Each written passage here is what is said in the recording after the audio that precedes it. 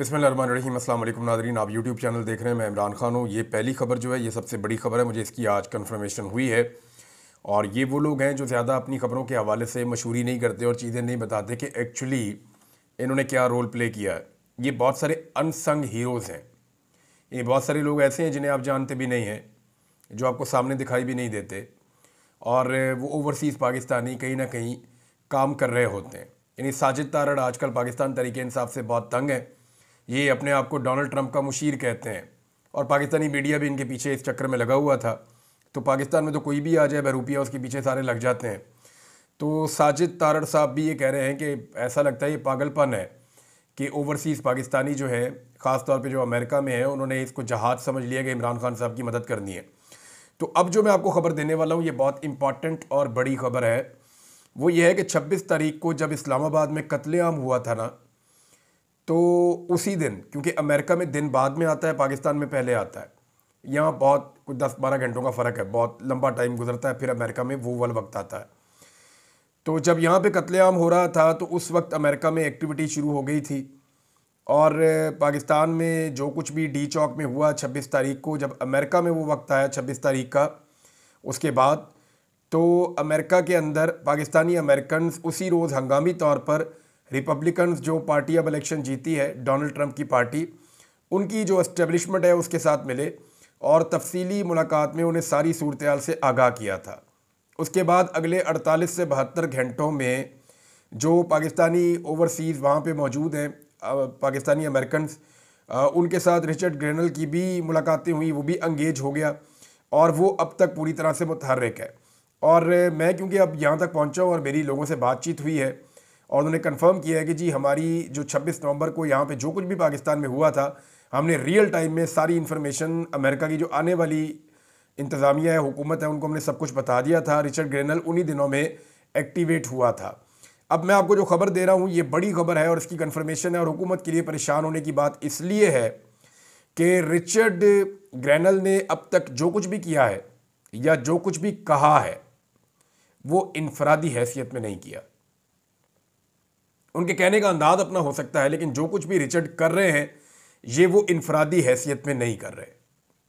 मैं सिर्फ आपको यहाँ पे ये बता देता हूँ कि जो कोई भी इसे एक इनफरादी या एक आदमी का फेल समझने की गलती कर रहा है, वो बिल्कुल वैसे ही कर रहा है जैसे बाज़ औक़ात कबूतर बिल्ली को देखकर आंखें बंद कर लेते हैं ना, कि अब मैं बिल्ली को नज़र नहीं आऊँगा, वो मुझे खाएगी कैसे, और बिल्ली उसे खा जाती है। तो ये वही मामला है कि रिचर्ड ग्रेनल अकेला नहीं है, ना ये उसकी अकेले की पॉलिसी है, बल्कि ये मामला रिपब्लिकन की जो एस्टेब्लिशमेंट है उनके सामने रखा गया था और उन्होंने उसूली तौर पे पाकिस्तानियों के साथ खड़े होने का फ़ैसला किया था। स्पेशली ये जो इंसानी हकूक़ की खिलाफ वर्जियों के मामला हो रहे हैं पाकिस्तान में, इस हवाले से अब इस पर जो है वो हुकूमत बहुत परेशान है, और इतनी परेशान है कि उन्होंने एक नया बयानिया बनाना शुरू कर दिया है।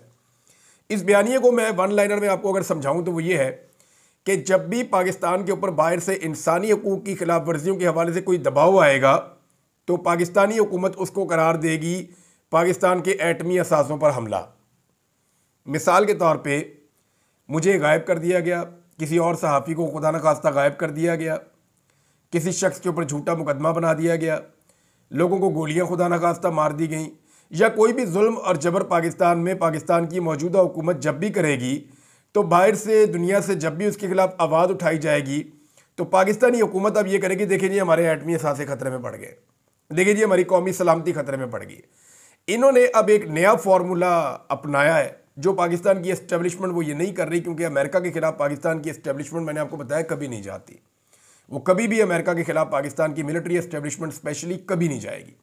हाँ, पाकिस्तान की जो सियासी हुकूमत है वो अब ये करेगी कि जब भी कोई इंसानी हकूक़ की बात करेगा, जब भी कोई जबर फस्तायत जुल्म की बात करेगा, जब भी कोई जबरी गुमशुदगियों की और बाकी चीज़ों की बात करेगा, तो इसको फौरी तौर पे जो पाकिस्तान की हुकूमत है वो कौमी सलामती का मसला बनाएगी। देखें, पाकिस्तान की कौमी सलामती का मसला है, बैरूनी मुदाखलत हो रही है। इंसानी हकूक़ का मामला जो होता है वो कभी भी किसी मुल्क का अंदरूनी मामला नहीं होता, वो एक आलमी मसला होता है, एक आलमी अलमिया होता है, और उसके खिलाफ कोई भी आवाज़ पूरी दुनिया में उठा सकता है। हाँ, हुकूमतें गिराना, हुकूमतों को बदलना, अपनी मर्ज़ी के बंदे लाना, किसी मुल्क के अंदर अड्डे छीन लेना, ड्रोन हमले उस मुल्क के अंदर होना, उस मुल्क के अंदर ऐसे ऑपरेशंस होना जिससे उस मुल्क के अमन व अमान को ख़तरा हो रहा हो, या उस मुल्क की पॉलिसीज़ को बनाना, ये वो सारी चीज़ें हैं जो गलत हैं। ये वो सारी चीज़ें हैं जो मुदाखलत है उस मुल्क के अंदरूनी मामलात के अंदर, जैसा कि वो साइफर वाला मामला आपको अच्छी तरह याद है। अब ये इंसानी हकूक वाले मामले को ऐसे इस्तेमाल करेंगे। एक और चीज़ है, अयाज सादिक साहब ने एक स्टेटमेंट दिया, मैं यहाँ पे पहले ही आपको वो बता देता हूँ, ये भी क्योंकि बयानिया की बात हो रही है ना, तो बयानिया उन्होंने बनाया मुल्क पर पाबंदियों की हमायत करने वाले पाकिस्तानी नहीं है। एक तो अयाज सादिक साहब, पाकिस्तान में किसी ने भी इन जो पाबंदियाँ लगी हैं इनकी हमायत नहीं की। सिर्फ एक पॉलिटिकल पार्टी है जिसने खुलकर इसकी मुखालफत की और पहले मिनट से की, यानी उन्होंने सोचा भी नहीं, उन्होंने मशवरा भी नहीं किया, उन्होंने मुखालफत कर दी। जो जहां बैठा हुआ था उसने वहीं से मुखालफत कर दी, और वो पाकिस्तान तरीके इंसाफ है। जो पाकिस्तान के ऊपर पाबंदियां लगी हैं मसाइलों के हवाले से, उस पर बतौर पॉलिटिकल पार्टी अगर किसी ने मजम्मत की है तो वो पाकिस्तान तरीके इंसाफ ने की है। अब अयाज सादिक साहब कह रहे हैं कि पाबंदियों की हमायत करने वाले पाकिस्तानी नहीं है।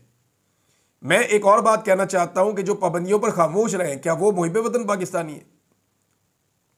नवाज शरीफ इन पाबंदियों पे चुप, शहबाज शरीफ इन पाबंदियों पे चुप, इसहाक डार इन पाबंदियों पे चुप, हमजा शहबाज इन पाबंदियों पे चुप, मरियम नवाज इन पाबंदियों पे चुप, कैप्टन सफदर इन पाबंदियों पे चुप, PMLN की सारी क़यादत ज़्यादातर वो इन पाबंदियों पे चुप।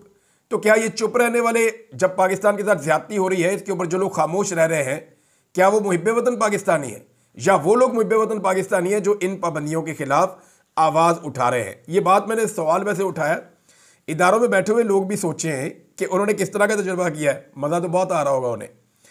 एक नाज़रीन और ख़बर है, और ये एक बारीक वारदात है जो मैंने पकड़ी है। ये हाफिज़ नईमुर रहमान साहब हैं, जमात इस्लामी के अमीर हैं, मेरा इनसे बहुत अच्छा ताल्लुक़ है, लेकिन इन्होंने गालिबन एस्टेब्लिशमेंट के कहने के ऊपर एक स्टेटमेंट दिया है।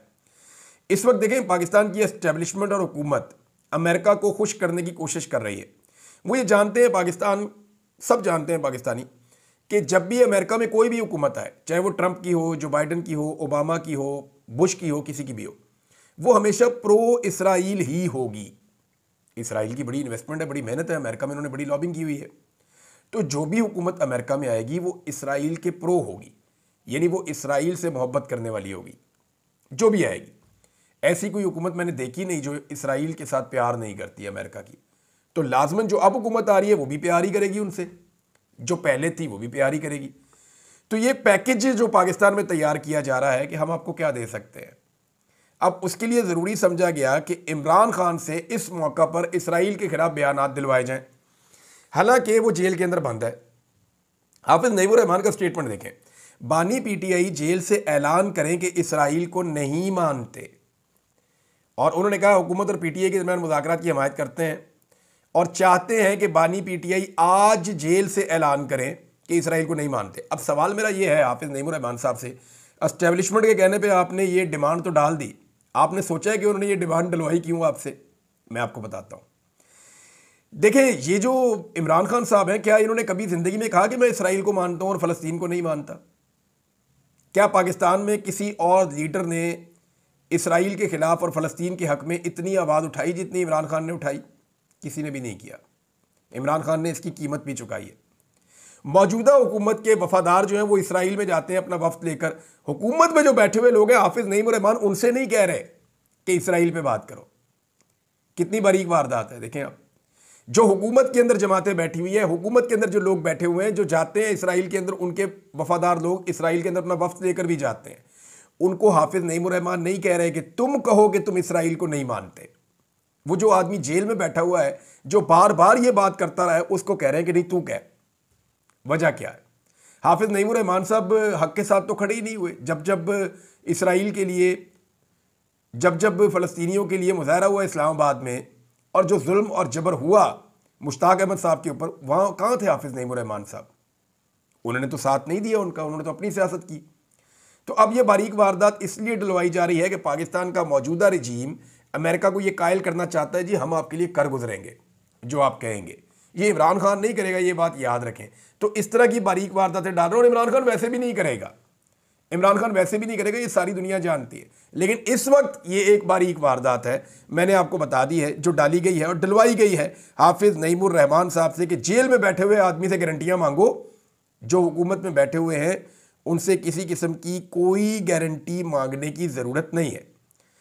नाज़रीन, एक शादी चल रही है और नवाज शरीफ के पोते की, और शहबाज शरीफ के भी पोते ही लगे। मैंने उनकी तस्वीरें देखी हैं, सबके मुंह ही उतरे हुए हैं। यानी आप नवाज शरीफ का मुंह देख लें, शहबाज शरीफ का मुंह देख लें, पोते की शादी, खुश हो जाओ। लेकिन हुआ ये है कि ये बेचारे बहुत बदमज़ा हो गए। इन्होंने अपनी सारी मकबूलियत को अपने हाथों से आग लगा दी। अब लोग इनसे प्यार ही नहीं करते। यानी अपनी शादी और ऐसे त्यौहार होते हैं जिनमें सब लोग खुश होते हैं, लेकिन अगर आप नवाज शरीफ की तस्वीरें निकाल कर देखें तो हालत ये हो गई है उनकी कि वो, उनके चेहरे पे खुशी नज़र ही नहीं आ रही।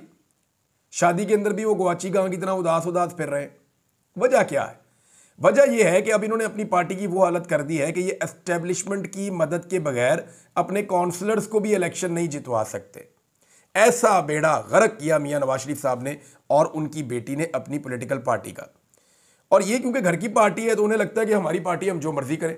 बाकी जो बेचारे पार्टी के अंदर खून दे दे के, जाने मार मार के, डंडे खा खा के, जिन लोगों ने बड़ी जद्दोजहद की है, जो लोग थक गए पार्टी का साथ दे दे के, उनका कोई स्टेक नहीं है। एक घर की जो है पॉलिटिकल पार्टी है। राणा सनाउल्लाह साहब ने एक मुतालबा और एक ख्वाहिश का इजहार किया कि नवाज, जरदारी और इमरान खान साथ बैठ जाएं तो 70 साल के मसाइल 70 दिनों में हल हो जाएंगे। ये बात बिल्कुल ठीक है। अगर ये तीनों लोग बैठ जाएं और बाकी लोग भी बैठ जाएं और वो ये फैसला कर लें, फजल रहमान को भी ले लें, सारी पॉलिटिकल क़यादत बैठ जाए, जितने भी बुरे हैं भाई, सियासतदान तो है ना, आवाम का वोट तो मिलता है ना। चले किसी को 10 वोट भी मिलते हैं, क्योंकि 10 बंदे तो उसके पीछे खड़े हैं ना। ऐसा तो नहीं है कि बंद कमरे के अंदर फैसला किया और पेल दिया पकड़ के, ये तो नहीं है ना। सियासतदान है तो बैठे और बैठ के फैसला करेंगे भी हम आज के बाद एस्टेब्लिशमेंट का सियासत के अंदर से किरदार ज़ीरो कर रहे हैं। आज के बाद फौज का हमने सियासत में किरदार होने ही नहीं देना। इस बात को पूरी तरह से अगर ये लोग क्लियर कर देते हैं तो ये पाकिस्तान की बहुत बड़ी फतह होगी। लेकिन ये सारे इकट्ठे होंगे कैसे? देखिए ना, इस वक्त इनके पास चोरी का माल है, जरदारी साहब के पास भी और नवाज शरीफ साहब के पास भी। अगर ये इमरान खान साहब के साथ बैठना चाहते हैं, जो इनकी बहुत पुरानी और बड़ी ख्वाहिश है कि किसी तरह ये इमरान खान के साथ बैठ के उनके साथ बात करके अपनी इज्जत को बढ़ाएं, क्योंकि इस वक्त इमरान खान की पब्लिक में बहुत इज्जत है, अल्लाह रब्बुल इज़्ज़त ने दी हुई है और ये टके टोकरी हुए हैं। तो अगर ये इमरान खान के साथ बैठना चाहते हैं तो इन्हें कम से कम वो चोरी का माल लौटा देना चाहिए फ़ौरन। यानी जो जाली मैंडेट लिया हुआ है इसको छोड़ दें।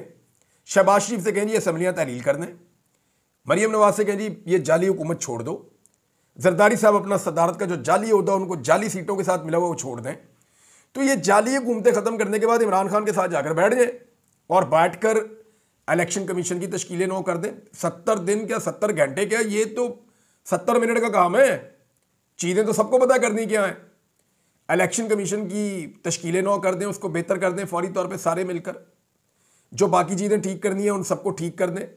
पाकिस्तान में नए फ्री एंड फेयर इलेक्शंस का ऐलान कर दें। एस्टेब्लिशमेंट को सियासत से धक्का देके हमेशा के लिए बाहर निकाल दें। आइन को उसकी असली हालत में बहाल कर दें। पाकिस्तान में रूल ऑफ लॉ को इम्प्लीमेंट कर दें। पाकिस्तान के अंदर एहतसाब का एक बेहतर निज़ाम बना दें ताकि आइंदा जो भी गलत करेगा वो पकड़ा जाएगा। मईशत की एक पॉलिसी बना दें कि जनाब इसके ऊपर सारे चलेंगे और इसके ऊपर सियासत कोई नहीं करेगा, और जो भी एस्टेब्लिशमेंट के साथ मिलकर सियासत करेगा या एस्टेब्लिशमेंट सियासत में कूदेगी तो सारे रल के उसका मुकाबला करेंगे। अगर ये सारा कुछ हो जाए तो ये बड़ी अच्छी बात है। लेकिन उससे पहले मुझे ज़ाती तौर पे ऐसा लगता है कि ये जो मैंडेट है ना चोरी वाला, इसको छोड़ देना चाहिए। नाज़रीन, इस वक्त सूरत ऐसी है कि वज़ीर इत्तलाआत से ज़्यादा किसी ने अपने आप को एस्टेब्लिशमेंट का गुलाम नहीं बनाया। यानी जो अगर वज़रा के अंदर अगर आप जूते पॉलिश का मुकाबला देखें तो सबसे बेहतरीन ज़बरदस्त इंफॉर्मेशन मिनिस्टर ने किए हैं, क्योंकि 3 बड़े एलिगेशंस DGISPR ने लगाए थे अपनी प्रेस कॉन्फ्रेंस में, जिनके ऊपर बड़ा रोला पड़ा था। नंबर 1, DGISPR ने खैबर पख्तूनख्वा हुकूमत की गवर्नेंस के ऊपर आवाज़ उठाई थी। नंबर 2, जो गोलियां चलाई गई वो मुजाहिरीन पे डाल दिया कि उन्होंने चलाई थी। नंबर 3, उन्होंने कहा जी तहरीक तालिबान पाकिस्तान को पाकिस्तान के अंदर इमरान खान साहब जिद करके लेकर आए थे और उनकी वजह से जो दहशतगर्दी हो रही है वो हो रही है, उन्होंने ये कहा। अब इनमें से देखें 2 मामला तो बड़े खुल गए। ये जो TTP वाला मामला ये तो ऐसा खुल गया कि इसके ऊपर पहले ज़रा रुके ना, ज़रा TTP वाले मामले में ख्वाजा आसिफ का एक ट्वीट है, वो आपको इसके फ़ौरन बाद को मैं बताता हूँ। वो खुल गया। उसके बाद जो दूसरा मामला था गोलियां चलाने वाला, सारे सबूत लोग सामने लाकर उन्होंने रख दिए और दूध का दूध और पानी का पानी कर दिया। अब गवर्नेंस खैबर पख्तूनख्वा का मामला, उसके ऊपर वाइट पेपर जारी कर दिया अता तारड़ ने। अता तारड़ ने वाइट पेपर जारी किया। मेरे ख्याल में, मुझे सुनने की आपको ज़रूरत नहीं, अब तारिक मतीन साहब का वीलॉग निकालें, उन्होंने पूरा का पूरा पोस्टमार्टम ही कर दिया है। मैंने वो सुना है, उन्होंने कमाल रिसर्च करके उड़ा के रख दिया है सारा का सारा वाइट पेपर जो अता तारड़ लेकर आए थे। लेकिन इस वक्त अगर बदतरीन कारकर्दगी कहीं पे है पाकिस्तान में, तो वो फेडरल गवर्नमेंट की और पंजाब हुकूमत की है, जिन्होंने मिसालें कायम कर दी है। इवन कश्मीर के अंदर भी जो वज़ीर आज़म लाए हुए एक तोहफा, जिसको ख्वाजा साद रफ़ीक ने कहा था कि ये क्या तोहफा ला के बैठा दिया, वो ठीक कह रहे थे बेचारे, तो उसने भी जो तबाही फेरी हुई है। तो अगर पाकिस्तान तहरीक इंसाफ वाइट पेपर खुद नहीं ला सकती उनके खिलाफ, तो ये तो नकम्मा पानी है ना।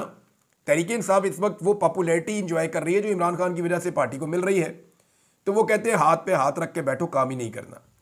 अब ये रिस्पॉन्सिबिलिटी जो पंजाब के अंदर जो अपोजिशन है पीटीआई की, उनकी है कि वो वक्तन फ़वक्तन इनको ना सिर्फ बेनकाब करें बल्कि पूरा एक वाइट पेपर जारी करें साल के इख्तिताम पे कि जनाब ये बेड़ा गर्क इन्होंने इस मुल्क का कर दिया और इस सूबे का इन्होंने क्या हाल कर दिया। यानी हर चीज़ में इन्होंने इमरान खान की नकल करनी है। अब वो कट्टे बच्चे इमरान खान साहब का, आपको याद है ना, एक प्रोग्राम था जिसका मरियम नवाज बहुत और मरियम औरंगज़ेब और बाकी सारे बहुत मजाक उड़ाते थे कि इमरान खान गायियाँ ऐसे क्यों देता है लोगों को, और ये इसके साथ मईशत क्या ठीक हो जाएगी। तो अब मरियम नवाज ने भी वही प्रोग्राम जो है वो अपना लिया है और उस प्रोग्राम के जो इश्तिहारात हैं वो छपना शुरू हो गए। मरियम नवाज भी अब गायियाँ बांटेंगी। इमरान खान साहब का जो विजन है ना, उसकी एक एक चीज़ को ये मिलकर अब आहिस्ता आहिस्ता फॉलो कर रहे हैं। अच्छा जी, मैं आपको ये बता रहा था कि बदतरीन कारकर्दगी के बावजूद ये पाकिस्तान तहरीक इंसाफ की जिम्मेदारी है ना कि वो वाइट पेपर जारी करे। वो बताएं कि मईशत का क्या कबाड़ा किया शहबाज शरीफ ने, वो बताएं ना कि ग्रोथ कहाँ पे चली गई, वो बताएं ना जीडीपी के साथ क्या हुआ, वो बताएं ना पाकिस्तान में आम आदमी की मईशत का क्या हुआ, वो बताएं ना पाकिस्तान के अंदर इस एक साल के अंदर महंगाई कितनी बढ़ी और किस चीज़ की कीमत में कितना इजाफा हुआ। फिर वो तकाबली जायजा करें इमरान खान के दौर के साथ। तो वाइट पेपर जारी करना एक्चुअली अपोजिशन का काम होता है, लेकिन यहाँ एक अजीब रवायत है कि हुकूमत अपोजिशन की जमात के एक सूबे के अंदर जो हुकूमत है उसके खिलाफ वाइट पेपर जारी कर रही है। आप अंदाजा करें कितनी अग्रेसिव हिकमत अमली है मौजूदा हुकूमत की, और दीवार के साथ लगे हुए डरे और सहमे हुए हैं पाकिस्तान तहरीक इंसाफ की लीडरशिप। हालांकि कारकुन उनके बड़े तगड़े हैं, वो सोशल मीडिया के ऊपर जवाब भी देते हैं, लेकिन लीडरशिप जो है वो उनको ये काम करना चाहिए था, वो नहीं कर पाए। सिविल नाफरमानी की तहरीक के ऊपर मैंने आपको पहले कहा था कि इस साल रेमिटेंसेस आए हैं। उनकी वजह यह है कि पाकिस्तान में हालात बदतरीन थे, ज़मीनों की कीमतें बिल्कुल ज़मीन पे चली गई, कोई ख़रीदो फरोख्त नहीं हो रही थी, तो इसलिए लोगों ने ज़मीनें, बंद होने वाली फैक्ट्रियाँ और बहुत सारी चीज़ें बाहर से पैसा भेजकर ख़रीदी हैं ताकि जब हालात ठीक होंगे तो हम उनको इस्तेमाल कर लेंगे। तो इसलिए रेमिटेंसेस कुछ ज़्यादा आए हैं पाकिस्तान में। लेकिन ये सब इमरान खान साहब की कॉल से पहले था। अब कॉल इमरान खान साहब की इस हफ्ते आई है और इसी हफ्ते ये साल ख़त्म हो गया, तो उस डाटा की बुनियाद के ऊपर अब सारे कह रहे हैं नहीं जी नहीं, देखें ये पता चलेगा जब जनवरी का पूरा महीना अगर ये कॉल रहती है, इमरान खान साहब इसको वापस नहीं लेते और पूरा महीना अगर ये कॉल चलती है, तो पिछले साल के जनवरी के डाटा के साथ आप इस साल के डाटा को कंपेयर करेंगे, आपको पता चल जाएगा कि इमरान खान साहब की कॉल कामयाब हुई है या नहीं हुई है। बड़े आराम से आपको पता चल जाएगा, आपको कुछ और करना भी नहीं पड़ेगा। आमिर मुगल साहब ने नादरीन एक बहुत बड़ा दावा किया है और मैं आपको पढ़ के सुनाना चाहता हूँ। आमिर मुगल साहब ने टीवी चैनल के ऊपर बैठकर ये बात की है और जो उन्होंने बात की, उनके जो अल्फाज हैं वो ये हैं कि मैं आपके सामने बैठकर बता रहा हूँ कि हमारे नौजवानों को रेंजर्स और फ़ौज के जवानों ने मारा है, फ़ौज के स्नाइपर्स ने मारा है और मोहसिन नकवी और शहबाज शरीफ के हुक्म पर मारा है। आप मेरी एक गुजारिश मान लें, 24 से 27 नवंबर की पिम्स और पोली क्लिनिक अस्पताल, जिना एवेन्यू और ब्लू एरिया की सीसीटीवी फुटेज रिलीज़ कर दें ताकि कौम को पता चल जाए कि कौन झूठा है और कौन सच्चा है। अब ये सीसीटीवी फुटेज तो आपको मिलनी नहीं है और मुबैना तौर पे जो वीडियो भी मौजूद हैं शौकत बसरा साहब के पास, और मेरी इत्तला के मुताबिक पार्टी की क़ियादत ने शौकत बसरा साहब से वो वीडियोज़ मांग भी ली हैं कि उनको महफूज किया जाए इससे पहले कि उनके पास से इधर उधर हो जाए, और उन लोगों को भी महफूज करने की वो कोशिश कर रहे हैं, लेकिन वो लोग घेरे में हैं। यानी जिन लोगों ने ये बयानात दिए, जिन्होंने ये बताया कि उन्होंने कितनी लाशें देखी पिम्स अस्पताल में, उनके अपने प्यारे को जो लाया गया राशिद को, उसे गोली लगी थी, उसका एक्सीडेंट नहीं हुआ था और उसकी मौत ताज़ा नहीं थी, बहुत पुरानी थी, उसकी लाश अकड़ी हुई उनको मिली है। और उन्होंने कहा एक बक्से के अंदर 3 लाशें पड़ी हुई थी। हालांकि इतने सारे बक्से हैं, क्या बाकी बक्से खाली छोड़े हुए थे या उनके अंदर सब्जी संभाली हुई है इन्होंने? भाई लाशें ही रखते हैं ना इन बक्सों के अंदर, ये जो मुर्दा खाना होता है वहाँ पे। तो एक डब्बे में 3 लाशें होने का क्या मतलब है कि बाकी डब्बों के अंदर फिर जगह नहीं है? अगर बाकी डब्बों में जगह नहीं है तो फिर तो लाशें और भी होंगी वहाँ पे। और वो जो बंदा है वो क्लेम कर रहा है जी उसने बहुत सारी लाशें देखी हैं।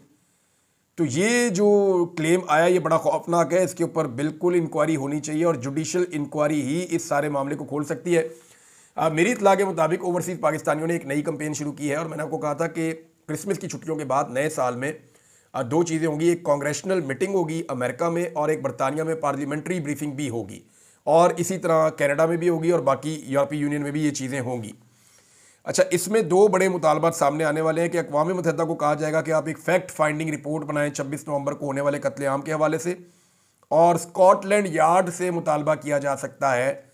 ये मुतालबा हो सकता है कि स्कॉटलैंड यार्ड से तहकीकात करवाई जाए, जैसे बेनज़ीर भुट्टो के कत्ल की तहकीकात करवाई गई थी, और वो बताएं कि जनाब इस्लामाबाद के कत्लेआम को कैसे किया गया।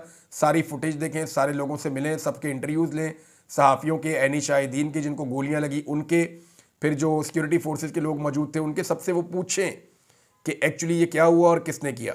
नादरीन, और बहुत सारी खबरें, लेकिन जाते जाते एक चीज़ आपको और बताऊं, खबरें आपको अगले वीलॉग में बता दूंगा मैं। इमरान खान साहब का एक स्टेटमेंट मैं पढ़ रहा था। आप अंदाज़ा करें इस आदमी की जुर्रत का, बहादुरी का और हिम्मत का। 70 साल से ज़्यादा उम्र है और इस सिचुएशन में भी वो ये कह रहे हैं कि मुझे बाहर आने की कोई जल्दी नहीं है, मैं बाहर आ जाऊँ और मेरे कारकुन जेलों के अंदर बंद हों तो ये मुझे कबूल नहीं है। तो मैं बाहर ज़रूर आ जाऊँगा, अंदर रहना तो किसी को भी अच्छा नहीं लगता। लेकिन इमरान खान साहब कैटेगोरिकली ये कह रहे हैं कि उन्हें अपने कारकुनों का जेल में रहना पसंद नहीं है, उनके बेगुनाह कारकुनों को रिहा किया जाए। नवाज शरीफ ने कभी ये मुतालबा किया है कि मेरे कारकुनों को छोड़ो? मियाँ साहब ने हमेशा जो है डील की और कारकुनों को जेल में छोड़कर पाकिस्तान से बाहर उड़न छू। यानी कारकुन बेचारे थे डंडे खा रहे हैं, जलील हो रहे हैं, बेड़ा गर्क हो गया उनका, मियाँ साहब ने डील मारी, ओग गए, मुड़ के भी नहीं देखा। इस दफ़ा भी ये किया मियाँ साहब ने। तो मियाँ साहब हमेशा कारकुनों को छोड़कर चले जाते हैं, फिर कारकुन मियाँ साहब को छोड़ते हैं तो मियाँ साहब कहते हैं मैंने मुड़ के देखा कोई नहीं था। और मियाँ साहब कौन क्यों खड़ा होगा आपके लिए? आप कभी लोगों के लिए खड़े ही नहीं हुए। अब तक के लिए इतना ही। अपना ख्याल रखिएगा, अपने इस चैनल का भी। अल्लाह हाफ़िज़।